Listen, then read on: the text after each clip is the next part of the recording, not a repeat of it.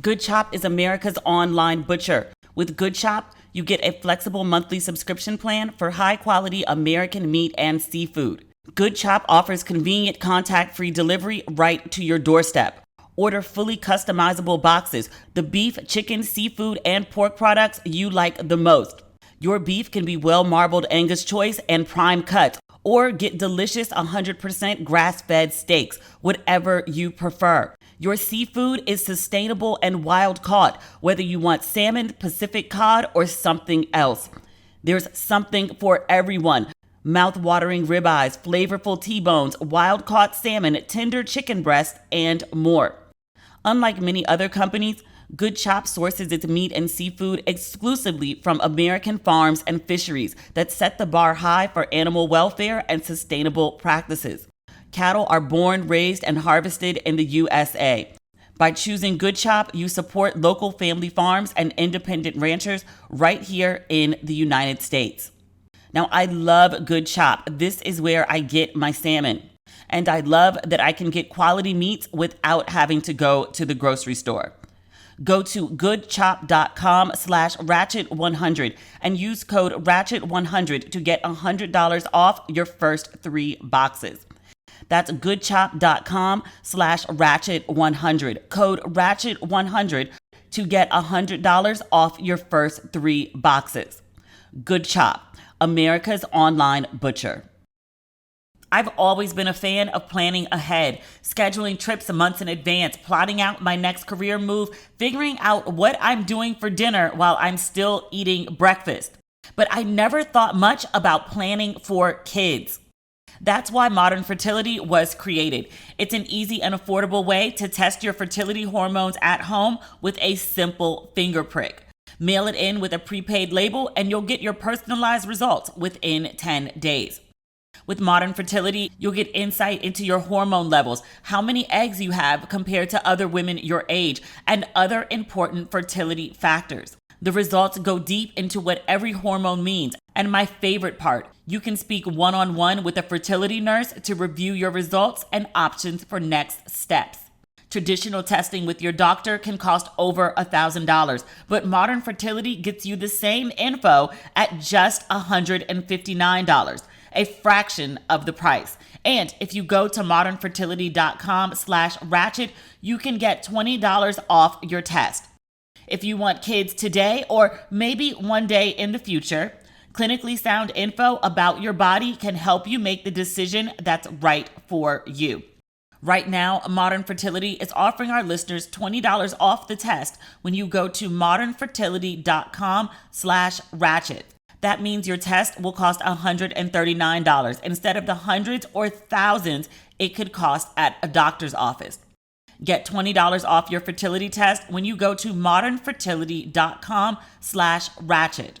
modernfertility.com/ratchet. Streaming February 10th only on BET Plus. Real Husbands of Hollywood is back and it's out of this world crazy. This uncensored fun could only live on BET Plus. The crew is reunited and the drama has to be seen to be believed.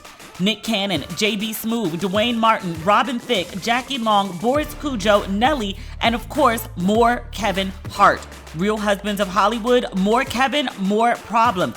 New season streaming February 10th exclusively on BET Plus. Still need to sign up? Visit BET.plus to learn more.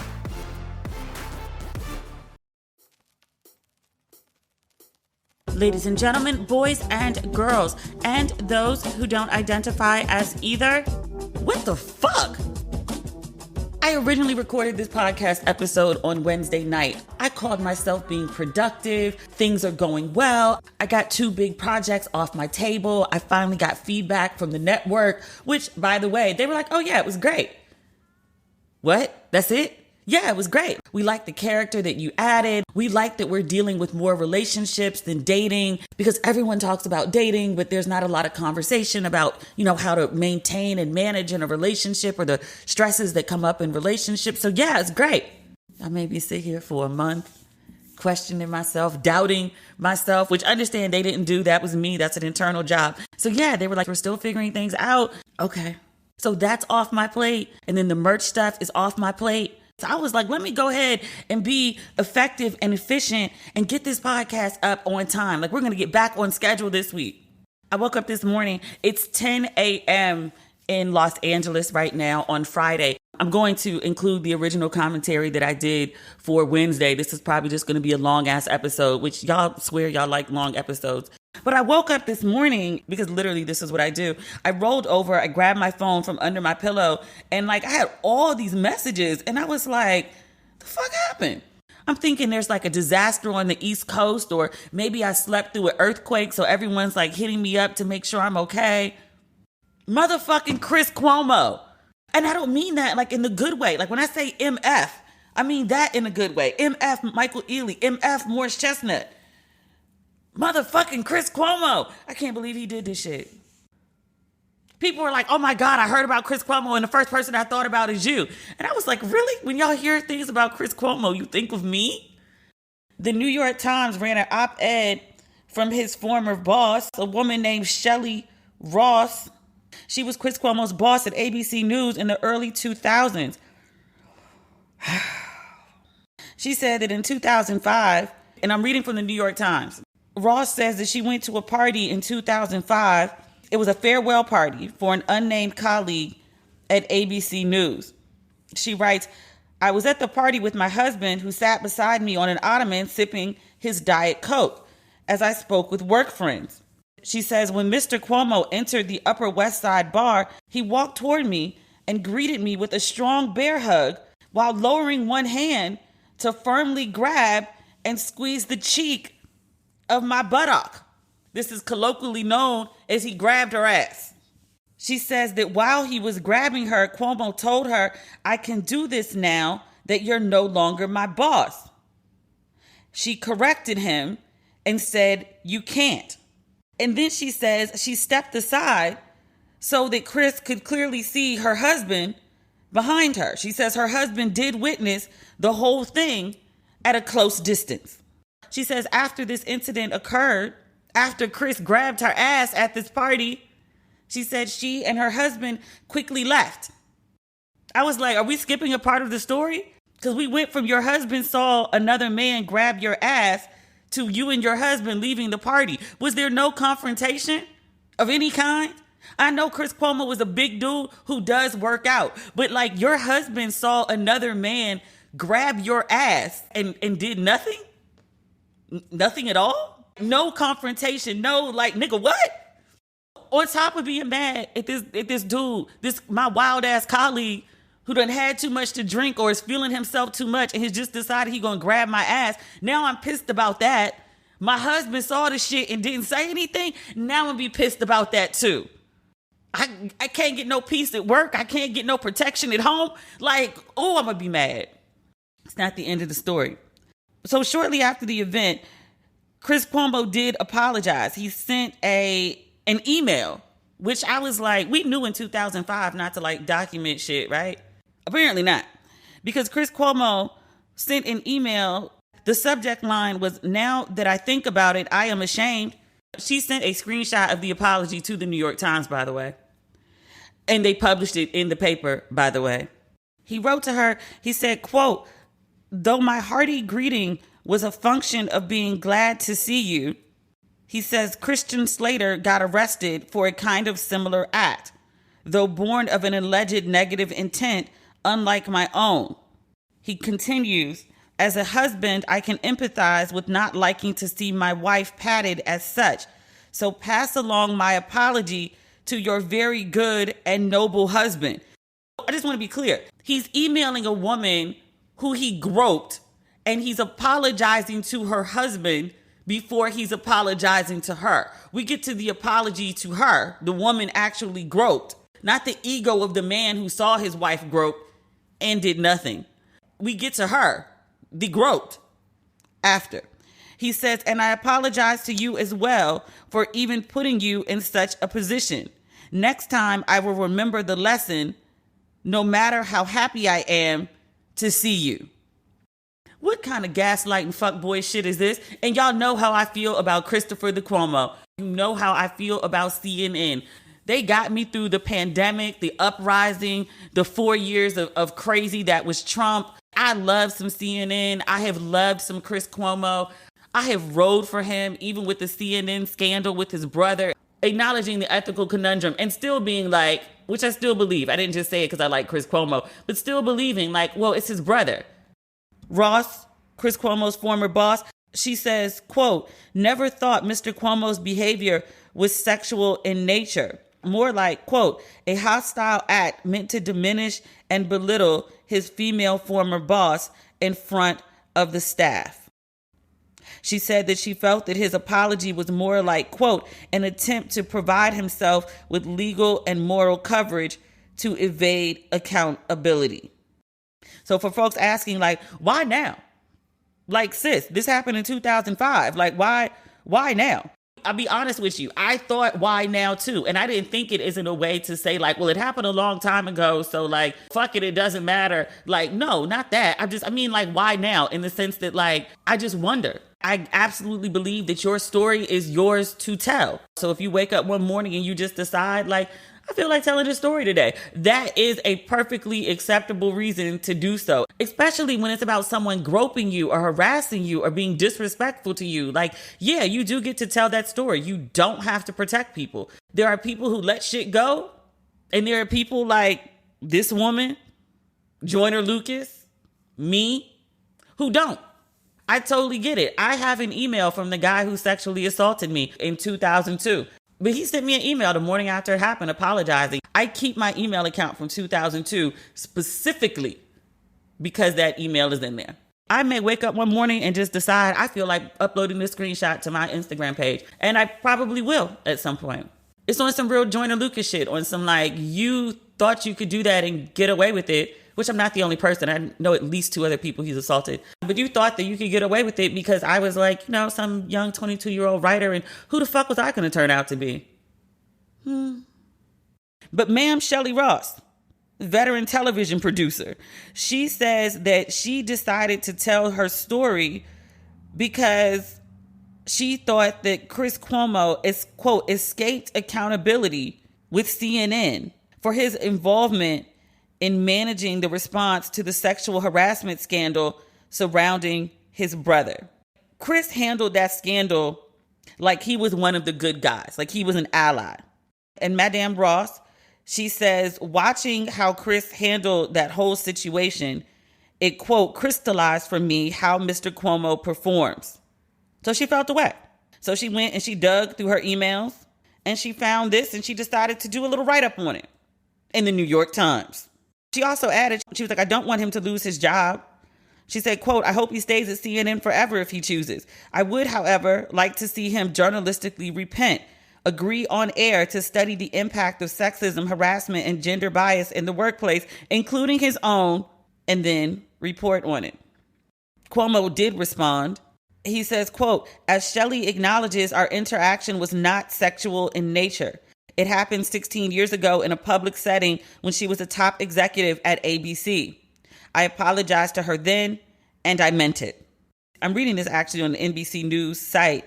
NBC says that they reached out to CNN for a statement, and CNN directed them to Cuomo's statement, which I just read. Is there a man among us who is not sexually harassed or groped or assaulted, attempted, raped? Like, who? Remember sometime last week, we were talking about Drake and Kanye and Nas, and the woman asked me, she was like, do you have any conflict whatsoever given the things that, you know, that have been alleged about them or that we know that they've done? Like, you don't have any issue listening to their music? And I said, 1, I don't. But 2, like, if we start writing off like all the men who've done some inappropriate shit, like we're no longer listening to their music, like we can't listen to anybody. And I said then too, including the gospel artists. I thought Chris might have been decent. Apparently not. Like, I mean, in 2005, you knew better as a professional in the workplace to walk around grabbing people's asses. That's not some like, oh, it was a different time. I mean, it was, but it wasn't that different. You knew not to grab ass back then. I was in the workforce in 2005. I was young, but even as like a 20-something, I knew you don't walk around grabbing people's asses, that it was deemed culturally and professionally unacceptable. This wasn't the 1960s where, like, you know, people just didn't give a fuck and nobody cared. By 2005, everyone knew. Nigga. I wonder what CNN is going to do. Because Chris has one of the top ranking shows on CNN, if not the top. But he just been in a lot of bullshit lately. Between all the ish with his brother and the scandal that caused, and now this following up on it, Madame Ross actually probably did him a favor. Because if she told this story in the middle of all that shit with his brother, CNN might have sat him down. Will Chris Cuomo have a job this time next week? Maybe. I don't know. Because he's a white man and like that throws everything off. Don Lemon wouldn't have been able to get away with this shit.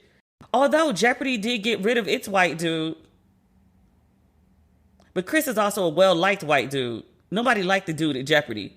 I don't know. I can't call it. We'll see. Since I'm updating the podcast because so much crazy shit has happened, I guess we need to talk about the Fugees. We can talk about the Fugees. This is a light one. The Fugees are back. I guess it's been 25 years since The Score, which sounds crazy to me. The first CD that I bought for my car was the Fugees, The Score. So I was really excited to see that the Fugees were going on tour. I saw that they had a really great show in New York. They took people's phones, so there wasn't a lot of footage from the show. All I saw was Lauren was speaking about the impact of the Fugees and how they traveled worldwide and they took hip hop worldwide. And I saw everyone talking about the Fugees and good times with the Fugees. And I wondered if the show started on time. I did. Because, your girl Lauren, I can't claim her anymore. Your girl Lauren, she hopped on this latest Nas album and she was like, I'm saving souls and you're complaining about my lateness. Ma'am, you're a rapper. You're not a priest. You're not a minister. You're not a bishop. You're not a deaconess. Like, you're not saving souls. You're a rapper who hasn't put an album out in almost 20 years. Like even Erykah Badu, like she was like, I'm a singer, I'm a rapper, I'm a doula. If Erykah Badu shows up 3 hours late and she'd be like, look, I was delivering a baby, I was bringing forth life. Well, I can't give you no arguments there because what is more important? Bringing this life, this soul into the world safely or performing for us? Erykah Badu, 2 hours late, y'all, I was delivering a baby. You got it, B. It's not like you can predict when the baby's going to come. The woman calls you and says, I'm in labor. You got to go. I get it. Lauryn Hill? Man. So I wondered if the show started on time.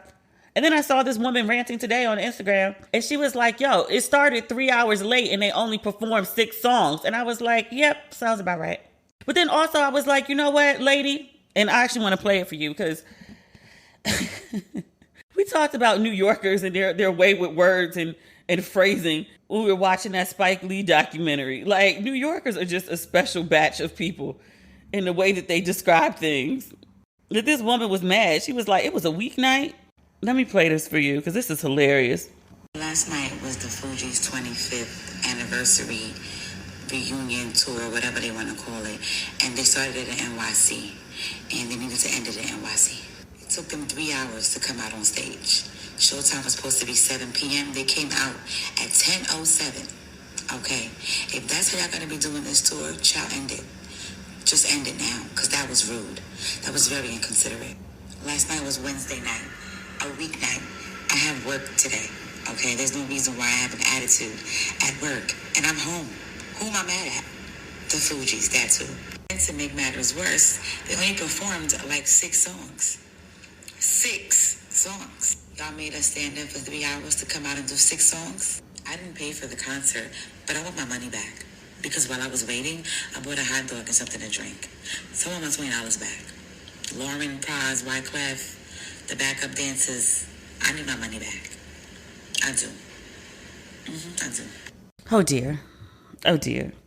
I feared that would happen. But this point though, really, seriously, people who still buy tickets for Lauryn Hill performances, y'all just want to be mad. The woman has been late for everything for years. And not like 20 minutes late, not like an hour late, but like 3 hours late. Y'all know this by now. If you still buying tickets to a Lauryn Hill concert in the year of our Lord 2021, she been on this shit. You knew what you were getting when you bought that ticket. Or when you showed up for the show, because ma'am said she didn't pay for the ticket. Like, you knew what you were getting, ma'am. Like, I feel you. I feel your frustration, but I also feel like you should have gone in knowing you were going to be frustrated. I'm not saying it makes it right. I'm saying we all know what she does and she ain't changing. She literally said, I'm saving souls, ma'am. And y'all complaining about my lateness. You can't save a soul and be on time? Because my minister, he be on time. I be on my internet church. Reverend Dr. Howard John Wesley be on time. Literally, his job is saving souls. He be on time. You can't be on time? Okay. It's no point. I could rant about it. I could be mad about it. She's not changing. So either you go to a Fugees show and you know it's going to be 3 hours late and you accept that, or you keep your black ass home. Womp womp. Last but not least of our updated news, there's been some fallout with Jeannie and Jeezy. Not really them. Jeannie's ex-husband. I kind of saw this one coming. I mean, Jeannie and Jeezy being pregnant, they're a very public couple, so it was going to be news either way. But Jeannie very infamously divorced her husband because she adamantly did not want to have children. She left the with him part off of it. But they got divorced. And the ex-husband, or soon-to-be ex-husband, he quickly moved on. I don't think their divorce was final by the time the ex-husband, Freddie, got a new woman pregnant. He and this new woman now have 2 children together and are engaged. Okay. He's moved on with his life, clearly, sort of. Jeannie has clearly moved on with her life. She's married and pregnant. When Jeannie announced she was pregnant, people started going to Freddie's page and asking him, being messy, asking him about Jeannie now being pregnant after she divorced him for not wanting to have his child. She said she never wanted to be a mom. Really what she meant, we now know, she didn't want to have a kid with him. And that's fine. Jeannie said she told him up front before they got married, I don't want to have kids. He thought she was going to change her mind. She didn't. With him. In fairness to Freddie, in fairness, I too might feel a way if you were with me for 10 years of marriage, that the entire 10 years of marriage, I was married to somebody who essentially didn't think I was good enough to have kids with. I would feel like essentially I wasted 10 years of my life with somebody, was married to somebody, not just with them, but had tied my whole life to somebody who, in retrospect, I now realize didn't really fully and totally love me. It's the truth. It's uncomfortable, but it's the truth. Now she's with somebody like she's head over heels with. Like, this is her person. He was the starter husband. I would feel a way about that shit. I don't agree with what Freddie did or is doing. I don't agree with what Freddie said. We're going to talk about that now. But I get where Freddie may be coming from to some degree. I get how he could have hurt over this, even though it's been 2 years. Like, people be like, oh, it's been all this time, you should move on. It would be great if everybody operated like that, wouldn't it? That's not how people work. So people went over to Freddie's page and they had commentary. They were asking him. And Freddie said, I moved from trash to treasure a long time ago. Oh, Freddie. And he said he wishes Jeannie the best. I see how his hate jumped out. I might be in my feelings too. I also do feel, though, like I would have tried to be more quiet in my feelings. Because, like, you got a whole new woman that you got 2 kids with. And you clearly got this, like, you know, at the surface fragility hurt about your ex-wife. As the new woman with 2 kids with you, I'd be looking at you like, why you with me? You got all this feeling for her. You still got some feelings. You still got some there. I would feel away if I was the next chick with 2 kids by this dude. I would. So people started reaching out to the new chick, his fiance, Lindsay Toole. This blogger reached out to her and asked her for an interview. And she said she wanted to speak because there was, you know, a lot of things that she wanted to say. And looking at this, it looks like it's from DMs. I'm reading this on the Neighborhood Talk. I don't see the name of the actual blogger that she was speaking to. I'm not sure. Hold on. It seems Alicia Choice, Helecia Choice, Choyce. Okay. She is the person that reached out to Lindsay Toole, the fiance, Freddie's fiance, mother of his 2 children. And Lindsay was just chatty. She told this woman, and like lengthy, she went on and on and on. There's also a screenshot of what looks like a text exchange between Freddie and his fiance that somehow this blog has gotten a hold of. I'm reading to you right now from this text that Freddie sent his fiance. Quote, I really don't want you to do a show, especially if the host or show is in brown culture. So sad I have to tell you that, but they are so protective and can be vindictive. I don't want to see you get bashed or derailed or have them get you too emotional where you can't think clearly and say something that can be misinterpreted. I would feel a whole fucking way if some man said to me, like, I don't want you to get too emotional and you can't think clearly. Nigga, what? How the fuck did this text become public? Did she screenshot this text and send it to a blogger? Like, why are you outing your fiance like this? Is she really this dumb? I guess he maybe has a point when he's talking about, like, you get too emotional, you can't think clearly. Because this is clearly not clear thinking. That she seems to have screenshotted the text that her husband sent her and then shared them with the blogger. She goes on to say, because she's still writing, this makes no sense. This is just stupid. She says again, she keeps writing. She says, I'm trying to figure out what to do now. I feel like I'm being silenced by the hate. I don't want to speak because a flood of messages like this happen every time I try to defend myself. I want to speak on it, but it feels like a lot of people don't want to hear something other than what they want to hear. I thought about approaching the red table. I feel like this is below Jada's fare. I feel like she'd have Jeannie and Jeezy on, but like to have on Jeannie's ex-husband's new fiance, I don't really see Jada doing that. And she said the only issue is she's a strong black woman who stands for black women. I'm not certain she will help me or favor my side. Okay, yes, Jada is a strong black woman and she does stand for black women. Who's the black woman in this conversation? Because Freddie's new chick is a blonde white woman and Jeannie's Asian. I mean, she's married to a black dude. But who's the black woman here that Jada would be siding with? Ain't one. She goes on to say, because again, this woman is like writing like novels in this woman's DMs. She says, I'll be honest, I don't know the right things to say. I don't know if saying person of color or black is acceptable now. I want to speak the truth, but I don't want it to be turned into a race thing. Is it me? They're talking about Jeannie like she's black. I mean, she's a down-ass Asian girl now, but like, huh? This is weird. She says, I don't want to say the wrong thing ignorantly and get slammed when I didn't mean harm. My heart isn't racist. If you have to say I'm not a racist, you're probably racist. I don't want to fight. I just want to speak my piece. I didn't take someone's husband. There is so much more to say. She's still typing. She says, sorry to vent to you. Freddie wants me to stay silent, but he's also stronger than I am. He's also not being called the things that I am. He says we know the truth and being quiet will hurt her more, but I don't want to hurt her. I never wanted to hurt her in the first place. This lady just went on and on and on with like a blogger. I mean, ain't no need to speak now. She said everything she wanted to say in this woman's DMs. So now there's screenshots and she kind of, to me, sounds crazy. But I kind of get why they're annoyed. Jeannie is the far more popular person in this scenario. And it does seem that these people have tried to move on. And then people are like on their page, like, you know, bringing this shit that has nothing to do with them at this point to their doorstep. And it's annoying. I think I said this about like Miss Jackson when Nelly crossed the stage to go hug Ashanti. And people were like, what does Miss Jackson think about this? Like they're broken up. But people were absolutely on this woman's page, like asking her about Nelly and Ashanti. But I think she's been broken up with Nelly like at least 2 years. Well, this has nothing to do with her, but people are being messy. These two, at least, are playing into the mess and giving commentary.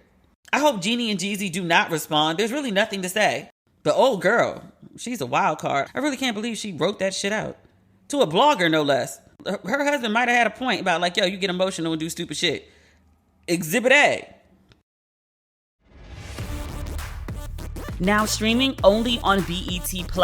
Real Husbands of Hollywood is back, and it's out of this world crazy.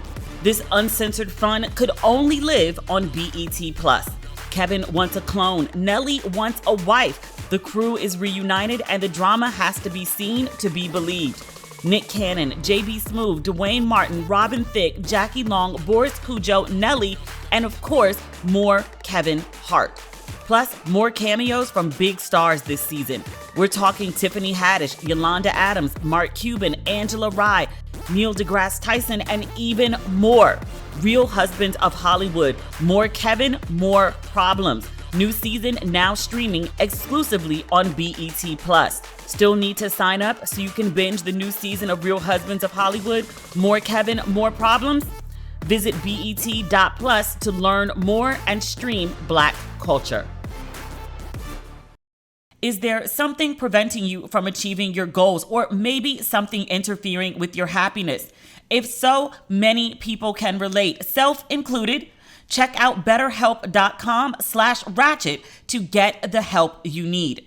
BetterHelp will assess your needs and match you with your own licensed professional therapist. To be clear, it's not a crisis line. It's not self-help. It is professional counseling done securely online. You'll connect in a safe and private online environment, and you can start communicating in under 48 hours. What I love about BetterHelp is it's more affordable than traditional offline counseling, and financial aid is available. In fact, so many people have been using BetterHelp that they are recruiting additional counselors in all 50 states. I want you to start living a happier life today. As a listener, you'll get 10% off your first month by visiting our sponsor at betterhelp.com/Ratchet. Join over 1 million people who have taken charge of their mental health. Again, that's BetterHelp, HELP.com/Ratchet.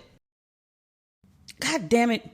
We got to go back to this Cuomo thing, because in the process of me taping the first part of this and then editing the first part of this, I've been reading the commentary. Some of y'all have lost y'all goddamn minds.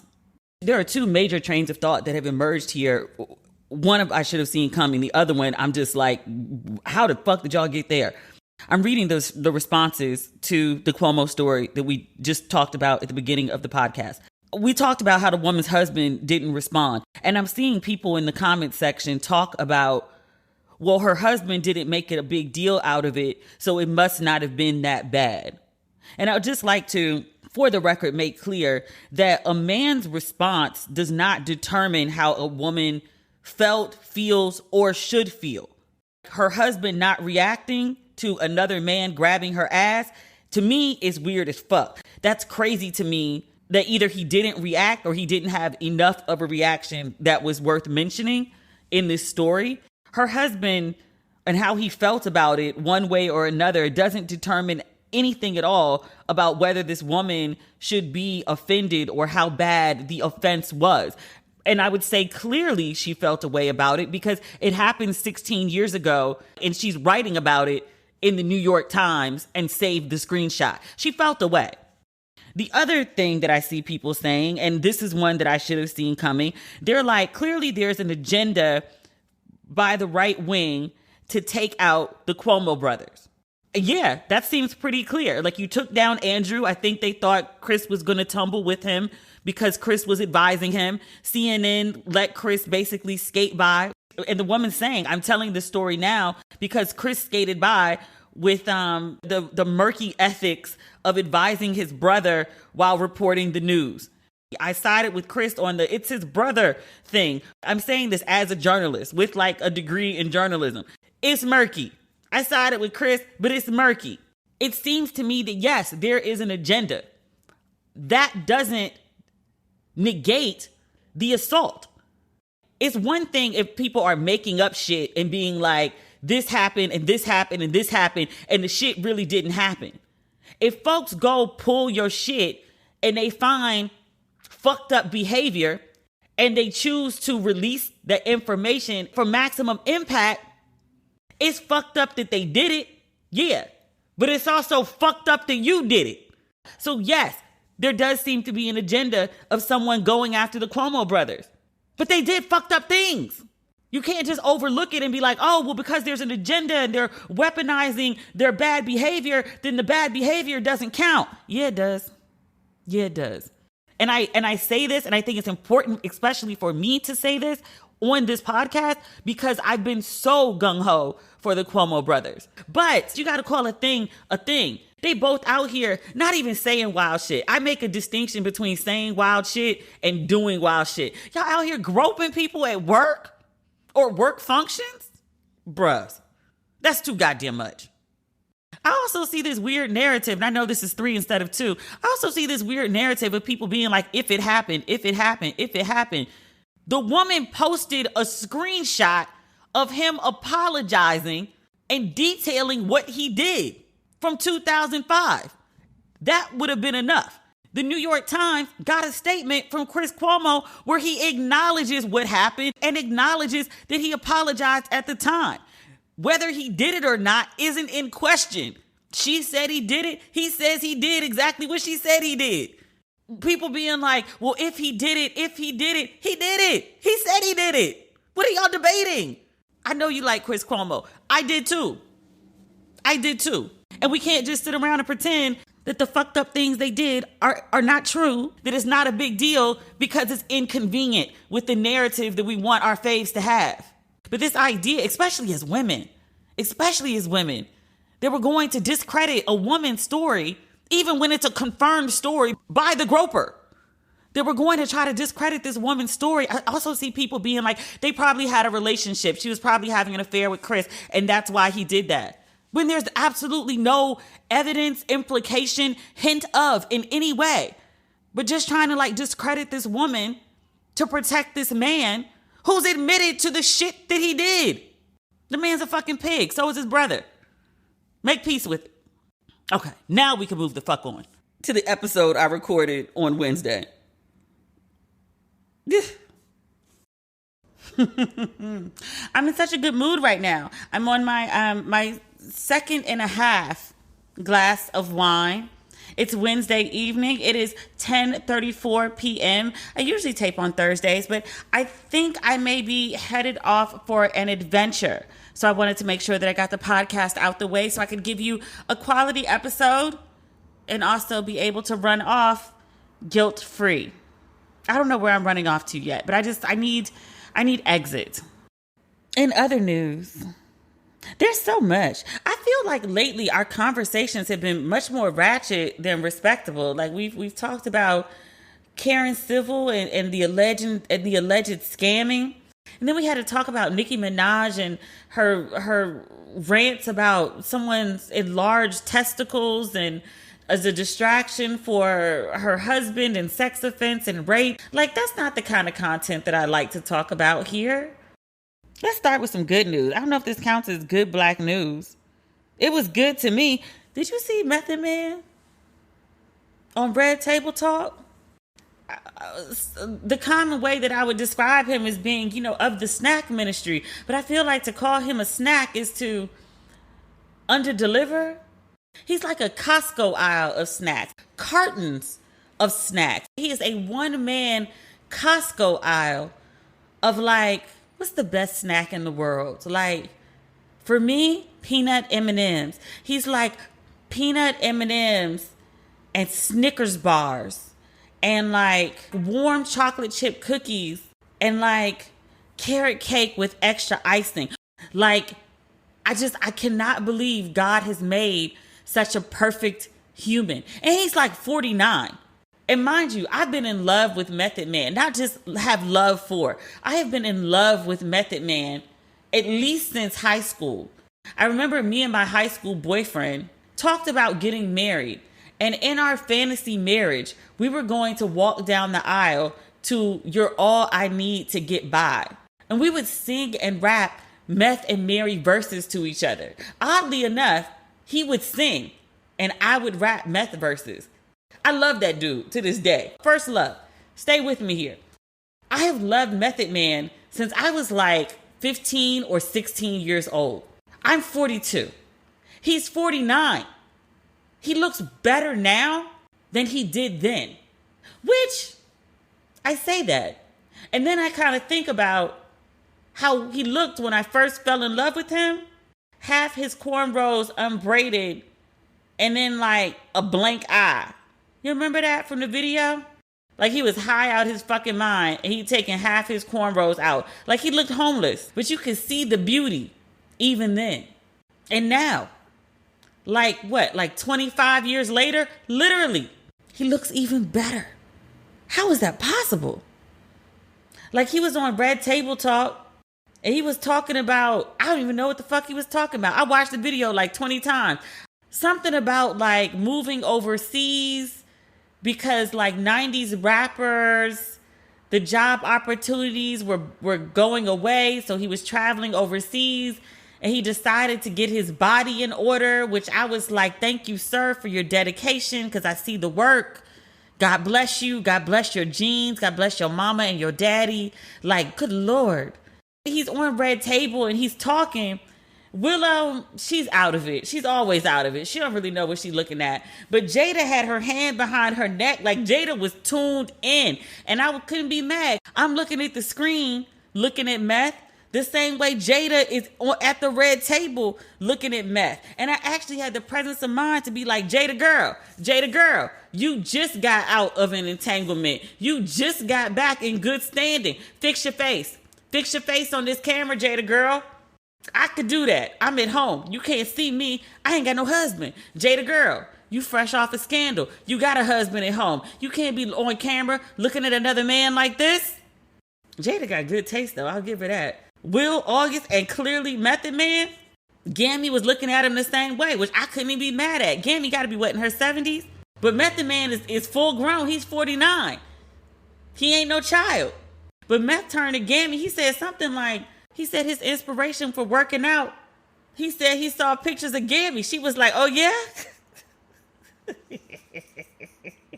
I was watching this and I was like, look, I know I see the look in Gammy's eye that she want to give it to Meth. And I was like, I think he might want to give it to her. Just saying, I'm telling you what I saw. I know who I want to give it to. If only for one night. Let me take you home. Woo! As we lay, we forgot about tomorrow. As we lay.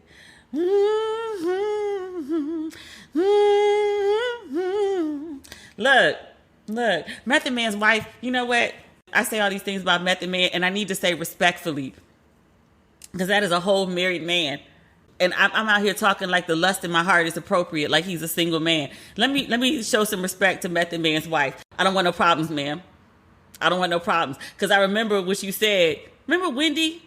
I don't know why Wendy told this tea. Like, it was like earlier this year, late last year, like 30 years later. But Wendy was like, yeah, I ran into Meth once and he wanted to come back to my penthouse and like we spent the night together. And this was before Meth was with his wife. Wendy was a single woman. Meth was a single man. It was 25-year-old quote unquote tea, tepid tea. Because you telling me about two single people that slept together 25 years ago, there's no scandal. That's no tea. But okay, y'all had the sex. Great, wonderful. But Method Man's wife, like she lit Wendy's ass up. We don't hear from her a lot. We don't know much about Method Man's wife. I don't even know her name. I just know they've been together forever. I also know we ain't heard no scandals, no cheating scandals about Method Man. If he does dirt, he does it on the low. He may just do no dirt. He may just be genuinely a good dude. I like to believe that's the case. But I do know his wife will get in your ass. So I just want to be clear. I don't want no problems with Method Man's wife. I'm just on here talking shit on a podcast.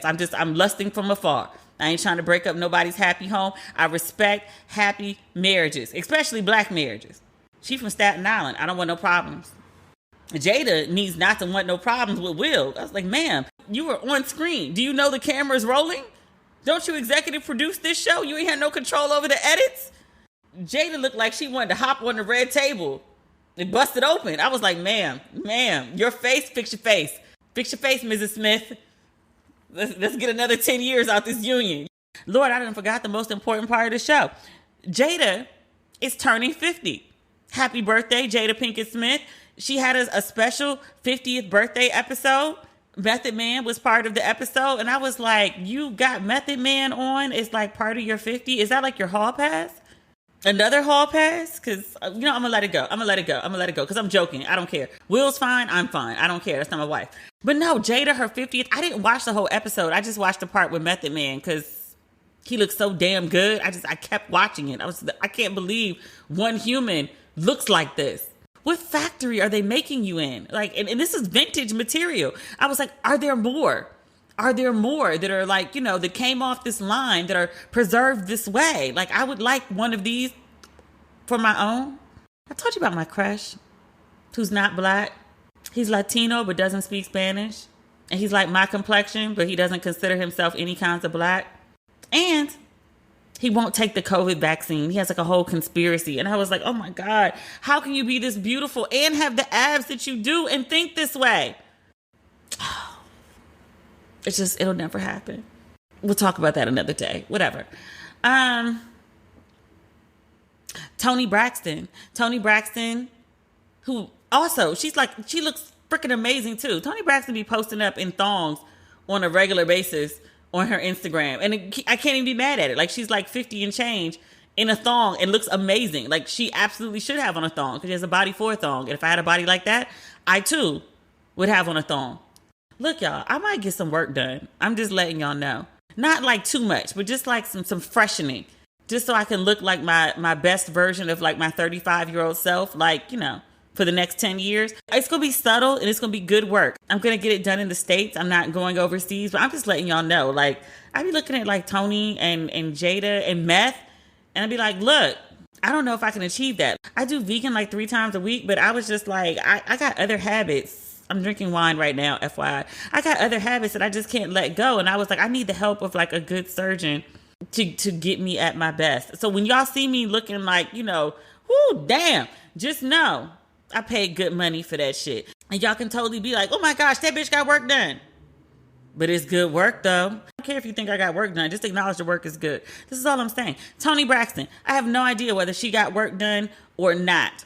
But Toni looks fucking amazing. And Toni sang happy birthday to Jada Pinkett Smith. And you know how Toni, she can't just like sing like happy birthday. Like everything she does, happy birthday to you.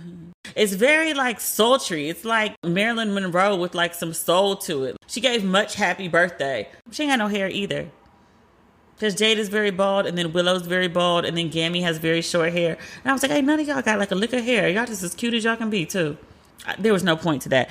Toni Braxton sounded amazing, looked amazing, and happy birthday, Jada Pinkett Smith. And stop lusting openly over Method Man. At least while cameras are rolling. That's the point that I'm trying to make. From Wondery, Even the Rich pulls back the curtain on the lives of the rich and famous and takes a peek at the wild world of celebrity. In an all-new season, hosts Brooke and Arisha are telling the story of Janet Jackson. She was so huge at the peak of her career. She influenced the likes of Madonna, Mariah Carey, and even her brother, Michael. She was on the top of the pop world, but in a fateful split-second moment at the 2004 Super Bowl, Janet's life and career took a dramatic turn. From Wondery, Even the Rich, Janet versus the Super Bowl looks back at her iconic career and the wardrobe malfunction that changed everything. In this all-new season, they track Janet's rise from the kid sister in the Jackson family all the way to the fallout from Nipplegate, when her breast was exposed on live TV to millions. Janet was torn to shreds by the media, setting an unfortunate trend for the way many female celebrities in the 2000s were treated. Who was to blame for that mishap? Even the Rich has the whole story. Like many of you, I remember watching that incident live on TV, and we've never gotten a real answer on what happened. Even the Rich, Janet versus the Super Bowl gets to the bottom of it. Listen to Even the Rich and Daily on Apple Podcasts, Amazon Music, Spotify, or you can listen ad-free by joining Wondery Plus in the Wondery app. Feeling your best starts with what you eat. Sakara helps you not just live a healthy, balanced lifestyle, but truly enjoy it with delicious plant-rich meals and functional wellness essentials that build a foundation for radiant health. Sakara is a wellness company anchored in food as a medicine on a mission to nourish your body through the power of plants. Sakara gives you the tools you need to transform your life with their organic, ready-to-eat meal delivery program and functional wellness essentials. Their nutritionally designed, chef-crafted breakfasts, lunches, and dinners are made with powerful plant-based ingredients, helping boost your energy, support your digestion, curb your sugar cravings, and my favorite part, get your skin glowing. Plus, it's all delivered right to your door. And right now, Sakara is offering our listeners 20% off their first order when they go to sakara.com/ratchet or enter code RATCHET at checkout. That's Sakara, SAKARA.com/ratchet to get 20% off your first order. sakara.com/ratchet. When it comes to working out, the best way to stay motivated and keep from burning out is to not do the same thing over and over. Peloton is pushing you further with so much new on the Peloton Bike and Peloton Bike Plus. New classes, new music, new ways to keep your workouts fun and exciting. I am super excited about their boxing classes. Peloton is stepping into the ring with its newest discipline, no gloves needed. Discover a fast, furious, and fun workout with Peloton instructors in your corner. Even if you've never boxed before, these classes will have you working up a sweat while working on the fundamentals of form, footwork, and fun combos that will keep you on your toes. Peloton is also adding fun new artist series classes. Work out to the music of a single artist for an entire class. I prefer Beyonce. From your favorite hits to the deep cuts. From pop and rock to hip hop and EDM, there are over 100 artist series to choose from. Find your favorite music and turn your next workout into a concert. Visit onepeloton.com to learn more. That's ONEPELOTON.com. Congratulations to Steph and Ayesha Curry. Steph apparently surprised Ayesha with a renewal of their wedding vows, which I thought was very sweet and very cute. I like them as a couple. People used to love Ayesha, and then they stopped loving Ayesha. They gave Ayesha a bunch of shit because she said she wanted a little attention from people other than her husband, and people got in her ass about that. And I was like, you know what? I get it. I totally get where she was coming from. But Drake shouted her out on the latest album, gave her a little bit of redemption. So people are starting to like fuck with Ayesha Curry again. They're starting not to drag her the way they used to. So good for her. I hope she has a full redemption. She ain't do nothing wrong. She was just honest about her thoughts and feelings. What else is on this list? I see Wendy Williams made my list this week. The season premiere of her talk show has been delayed by 2 weeks. When producers, publicists et al., initially announced that that the show was not going to premiere as scheduled, they said Wendy had some health issues. We all just assumed it was related to, what's Wendy's issue? She has something. It's the thing that makes her legs swell up. But then now sources, i.e. people who work on the show, are saying that Wendy is, quote, in need of serious help, and she was drinking every day. Now, this is coming from The Sun. Let's look somewhere else. Let's get another source. I don't like to quote The Sun. Okay, here we are on Yahoo. It says, last week, Wendy Williams went to a New York City hospital voluntarily for a psychiatric evaluation after being diagnosed with a breakthrough case of COVID. Jesus, I didn't know she had COVID. Wendy's brother, Thomas Williams Jr., gave an update about his big sis on the podcast. He said, quote, I did speak with Wendy. She's stabilized and doing all right. He said, quote, I really do believe and have the faith that Wendy's going to make it. He did add that their 1-year anniversary of their mother's death was approaching. This article notes that Wendy had Graves' disease and that the original start for the show was supposed to be September 20th, but now it's been pushed back to October 4th. I wish the best for Wendy. I don't always agree with Wendy and some of her takes on things, but I do want Wendy to be well. I want Wendy to live and be in wonderful health so that I can disagree with her another day. Wendy's trifling ass ex-husband entered the chat. After the announcement that Wendy was hospitalized with COVID, and I believe the announcement that she was in a psych ward, he posted a picture of himself celebrating his birthday, and he said, so thankful to the Most High God for all blessings. I tried to tell him health is wealth, not money.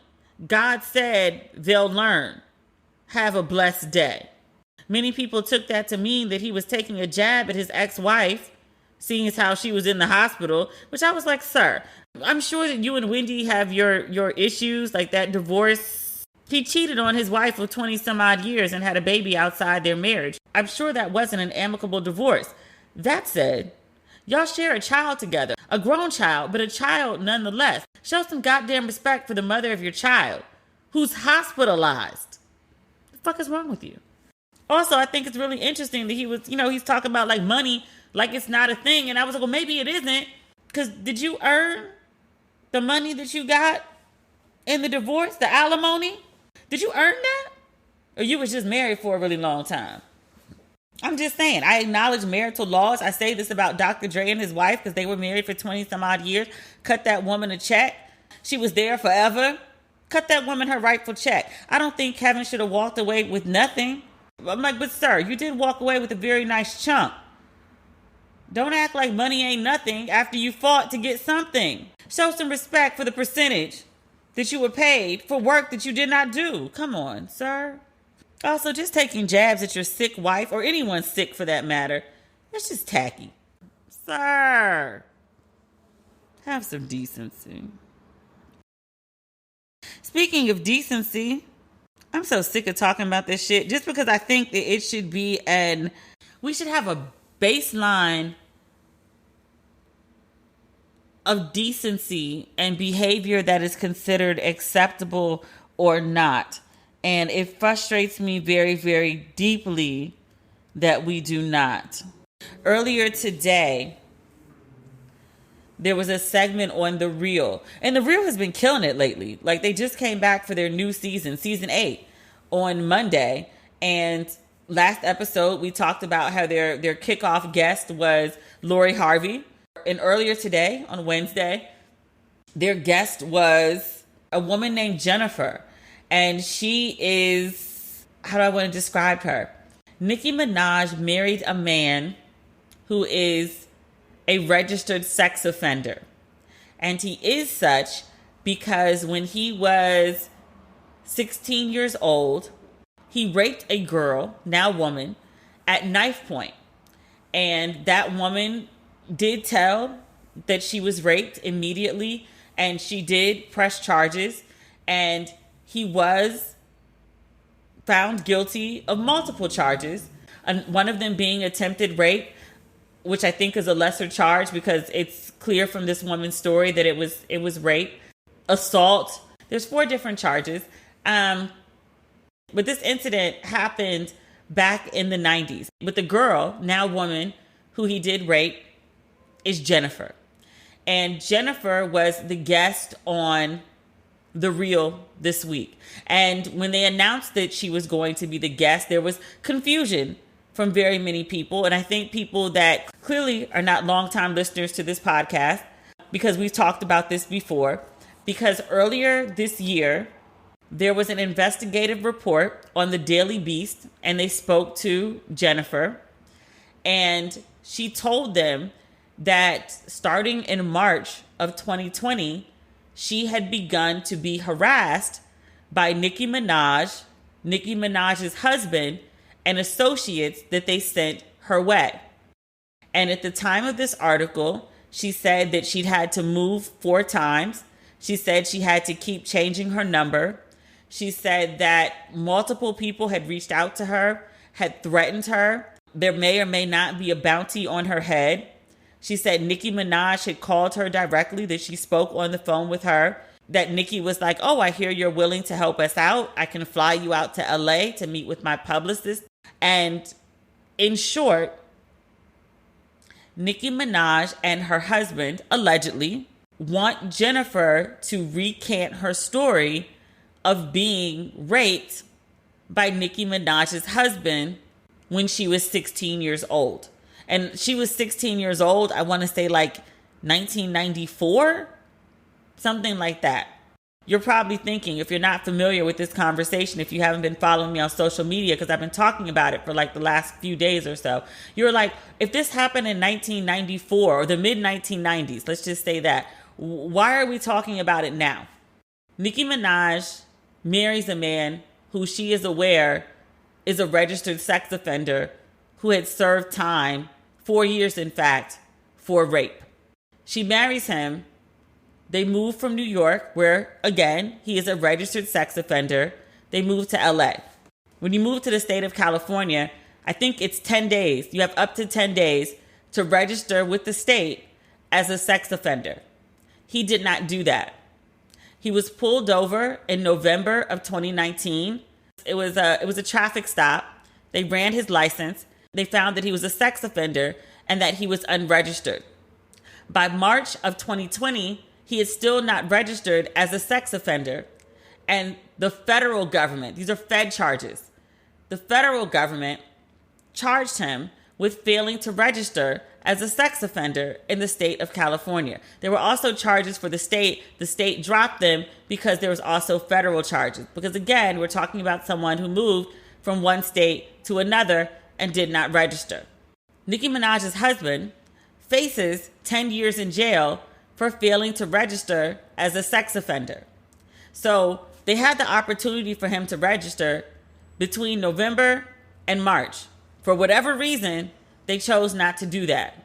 So they get into this jam where now he's got these Fed charges and now he's facing 10 years in prison.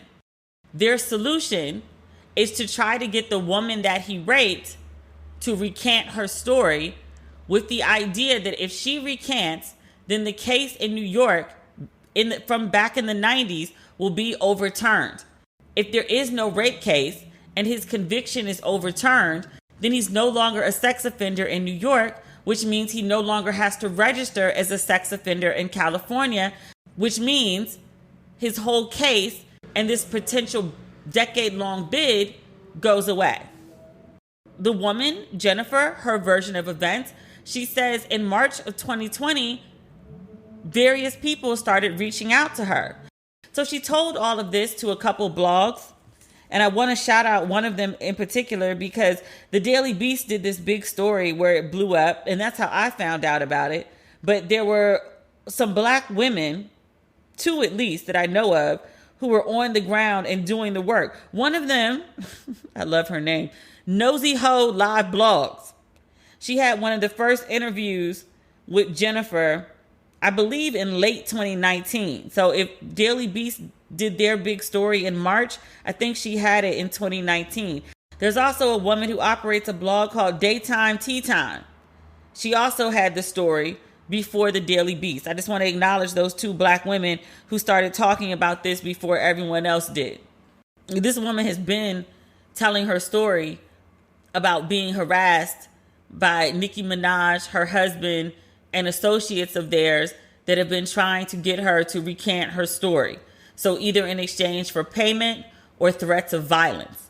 So she's spoken out to different blogs. She spoke to the Daily Beast and she filed a lawsuit in August for harassment. And she outlined all of the things that I just told you about Nicki Minaj calling her, about the people that have contacted her, the people that have approached her children, that she's moved all of these times. This woman is in distress. And so she went on The Real today and she talked about what she's been going through. I really didn't want to talk about this story because this is not the type of fare that I like to trifle in. I like light shenanigans. This is very heavy.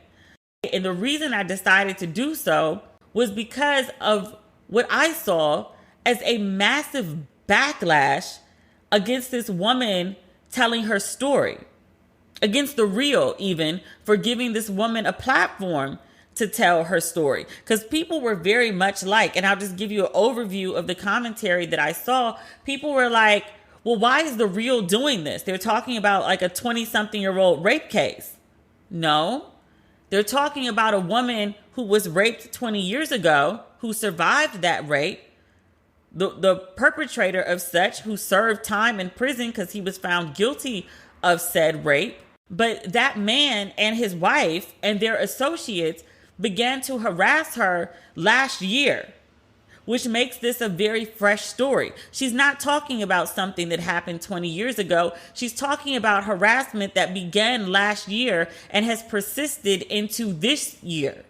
That's why she's on The Real. She's also on The Real because she filed a lawsuit last month, maybe 5 weeks ago. That's why we're talking about it now, because it's recent. But I'd also like to say, and I say this as someone who's been assaulted and spoke about it at the time that it happened, wrote about it in a book 10 years ago. It happened maybe 20, and I told everyone that I could think of at the time because I was really fucked up about it. Like, there is no time limit on getting over being assaulted. There is no time limit on talking about your assault. It happened to you. It's part of your life story. If you want to tell it, then fuck it. I'd like to say that people who don't want to be talked about negatively, you should have behaved better so that people didn't have negative shit to say. That applies to rapists. That also applies to me. I'm an asshole sometimes. People got plenty of stories. I'm also fucking amazing. I'll tell you one thing people ain't got stories about, though. You got stories about me cursing folks out. You ain't got stories about me raping nobody because I don't rape.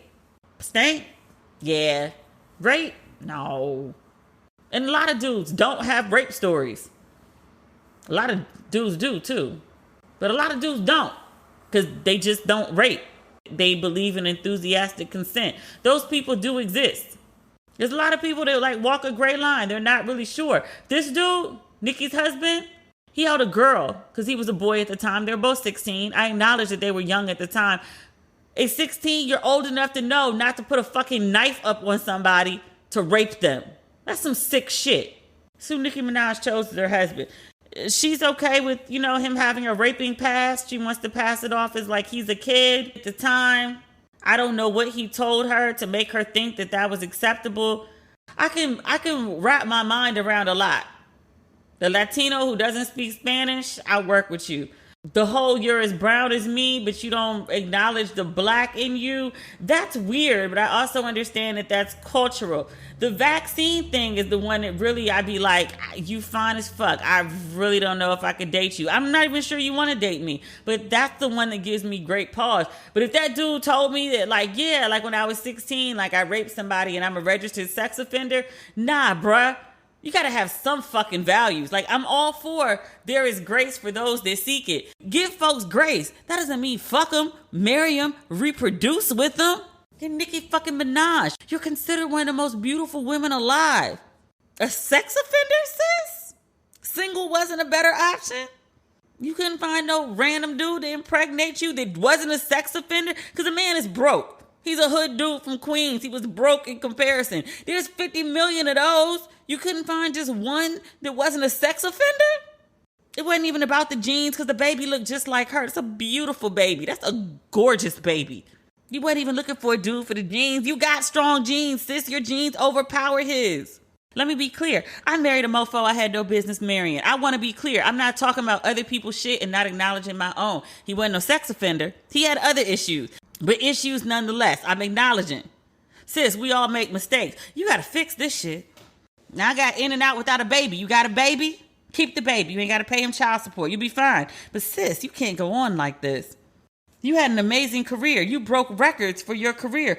You're not going to be remembered for none of that. You're going to be remembered as like for being married to a sexual predator and trying to harass another woman to protect a sexual predator.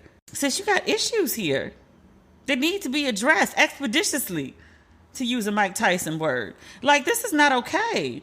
You looking crazy out here, man. Ain't no dick in the world that good.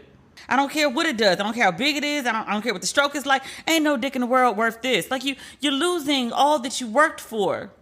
He makes you feel safe. It's other people that do that, sis. Ain't the only one. It's other people that will do that without these complications.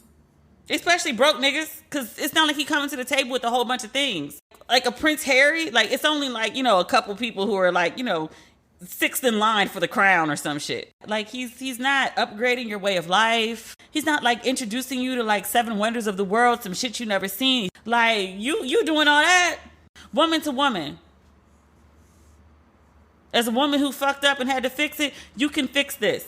Don't sink your battleship fucking with a derelict nigga. There is nothing faster. And this is not to Nicki. This is to every woman listening. I hope this is not your case. I hope you receive this as a warning or this is a reminder. There is nothing that can more swiftly create a woman's downfall than a woman, excuse my language, fucking with the wrong nigga. You could literally murder someone and not take the L that you would fucking with the wrong nigga. There's nothing more swift for a woman's downfall than being involved with the wrong man. I hope first and foremost that that Jennifer, this woman who is being harassed allegedly, I hope she's okay. And I hope she gets a therapist, because she seems like she just has a lot on her shoulders. I hope she gets justice. I think I wished that last week with this Karen Civil situation. This Karen Civil and Jason Lee and Joyner Lucas. I think I wish justice prevailing in that case as well. I wish that here. I have a more heavy slant here. I mean, like, scamming is one thing. Joyner Lucas is rightfully upset. He turned out okay. I have to acknowledge that. Jason Lee, Karen Civil, confessed to shutting his site down. He turned out okay. Those are very unfortunate things. Those are things that, obviously the parties involved wish didn't happen. Rape is much bigger than that. So I hope this woman is okay. And oddly enough, I hope Nicki Minaj is okay. Because I think the type of woman that takes up with a known sexual predator, marries him, has a child with him, knowing that he's like somebody's registered as a sex offender, especially with her level of, I was going to say her level of fame, but that really means nothing. I know tons of famous people that are wildly insecure, self-included, about my work. I'm secure about a lot of other things, but my work sometimes I'm not so much. I get very up in my head about it, which one of the reasons I talk about it is so people who also feel it know it's normal, or at least that it happens, that they're not alone. But I read once that you date at the level of your self-esteem. And I think it says something about Nicki Minaj that she would take up with a man who's a double felon, because he got locked up for rape, I think when he was 16 to 20, 21, something like that. And then he also got locked up for, was it manslaughter? Years later. But she is a rap pop superstar with millions of followers and millions of dollars and worldwide recognition. And I think it says something about where she is in her life, in her head, that she would take up with someone who's a registered sex offender and who's been to prison twice. I hope that at some point she has a come to Jesus moment about her choices. And I hope she has it before it's too late, because I see her clearly in a downward spiral. I hope she has to come to Jesus before she hits rock bottom. And maybe that's giving too much grace, given some of the things that she's alleged to have done. But I don't like to see another black woman spiral down. So that is the episode for this week. I'll talk to you again on Tuesday. If you haven't picked up your merch for Don't Waste Your Pretty, it is still available on demetriallucas.com. We have the hoodies, we have the tees, we have the mugs. So pick those up. And then that Ratchet and Respectable merch will be coming your way in mid-October. In the meantime, have a wonderful weekend. I don't know where I'll be talking to you from next week. As soon as I'm finished talking to y'all, I'm going to go book a ticket somewhere over the rainbow. Okay. Talk soon. Bye.